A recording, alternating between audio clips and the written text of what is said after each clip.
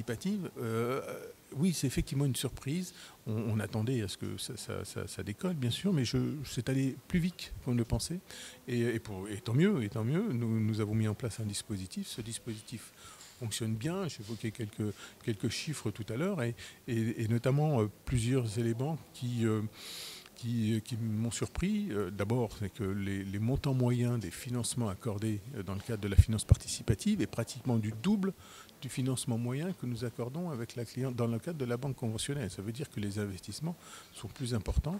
Le type de client, la typologie des clients, les CSP sont aussi des CSP plutôt supérieurs. Donc là, on ne s'attendait pas non plus à ce constat. Et puis, le troisième élément, et tant mieux pour le Crédit du Maroc, c'est 50% des financements que nous accordons sont à des nouveaux clients, donc des personnes qui n'étaient pas clients du Crédit du Maroc et qui viennent aujourd'hui vers nous, vers notre AREDA, donc notre filiale participative, pour ces financements.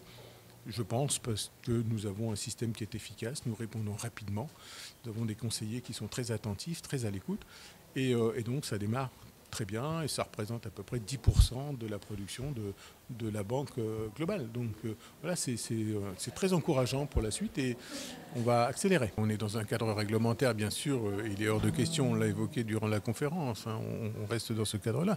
Mais pour les MRE qui sont donc présents dans le monde, eh bien, c'est de pouvoir les mettre en connexion avec nos collaborateurs qui sont présents dans ces pays et qui peuvent leur permettre de développer leur patrimoine, d'investir, que ce soit en Europe, en Asie, en Amérique du Nord et en Afrique et au Maroc en particulier.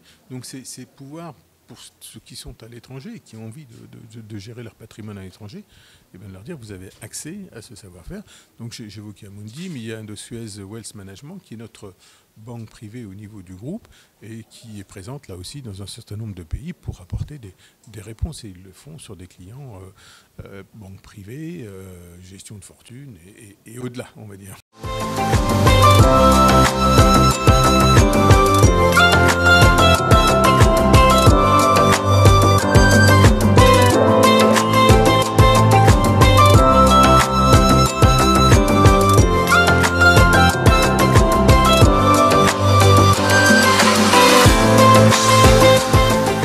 Aujourd'hui, oui, c'est un bel événement puisqu'on a ouvert déjà depuis quelques jours, mais bon, on participe et on présente plutôt cet espace, cette agence, cette banque privée, parce que ce n'est pas tout à fait une agence, vous avez pu le remarquer.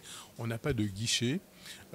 Cet endroit est exclusivement réservé à la banque privée du Crédit du Maroc sur la région de Rabat, et donc tourné vers le conseil, l'accompagnement, l'écoute, avec des règles de confidentialité. Enfin, vraiment, on a un espèce de cocon où nos clients peuvent se sentir à l'aise pour pouvoir exprimer leurs besoins, et nous, on répond à ces besoins-là.